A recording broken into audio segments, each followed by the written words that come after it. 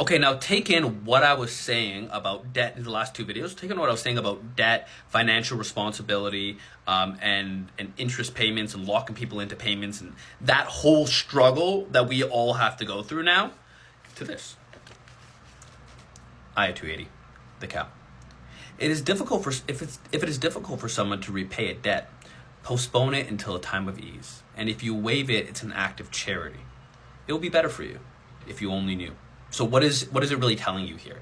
It's saying to have mercy on people that are not doing as well as you. There's some people who are struggling, and it might be a good idea to help them out. You know, like sometimes I've had friends that I work with, and sometimes they needed a little bit of extra money. I remember I had one friend who we worked with, and he owed me some money. He owed me like, I don't know, we were doing a project, and the project costed like $800 from him, and he wasn't able to pay me it. And his solution was, once the debt is completed, I'll pay the 800 with interest on top. And I wasn't even looking at it from a religious perspective. What I was thinking is like, how immoral would it be for me to charge my friend interest if he was struggling financially? Now, fortunately, I was in a position at that point where I didn't need the money. It was more like the principle of it, not the principle, financial principle, but the principle of it, that I wanted to be made whole, but he couldn't pay me at the time, and he offered to pay me interest. I didn't like that. So of course I said, no, pay me when you want. I didn't alleviate him of the debt. I didn't think that I would have to, and I still don't think I have to. However, it would have been better for me to alleviate him from the debt. But maybe, and maybe not. Maybe it would have, because if I did alleviate him from the debt, the problem is that now he would be in more debt to me. So there's something called the law of reciprocity.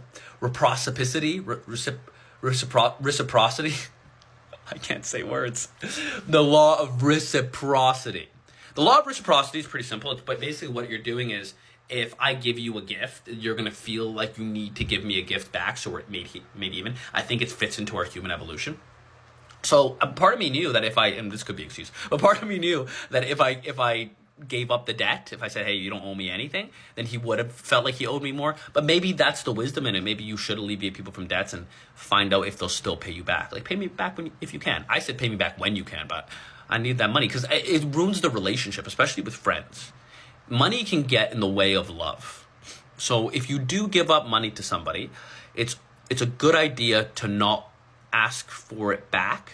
I think it says somewhere in the Quran, I don't remember where it says that. You know what? I'll find it. One second.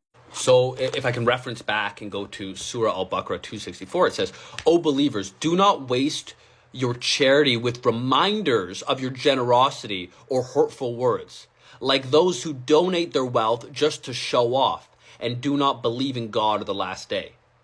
Their example is that of a hard, barren rock covered with a thin layer of soil, but hit by a strong rain, leaving it just a bare stone. Such people are unable to preserve the reward of their charity. God does not guide such disbelieving people. If that doesn't sum up what I'm saying, I don't know what does. If you give to somebody, don't rub it in their face. And if somebody owes you money, don't abuse them if they don't owe you money. Help people when you can. But also don't get abused yourself. See, if it seems like if everybody lived by these rules, we'd be a better place. But at least you don't want to you don't want to trade your own soul for riches. Like, what kind of person would I be if my friend owed me money and I decided to charge him interest on that? Just religion aside, what kind of person would I be? I'd be a bad person. I'd be a bad friend.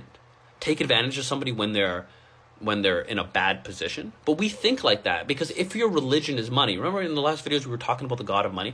If your religion is money, you're going to do that. Why? Business is business. I have another friend, whenever he's in a hard time, he goes, it's business. Business is business.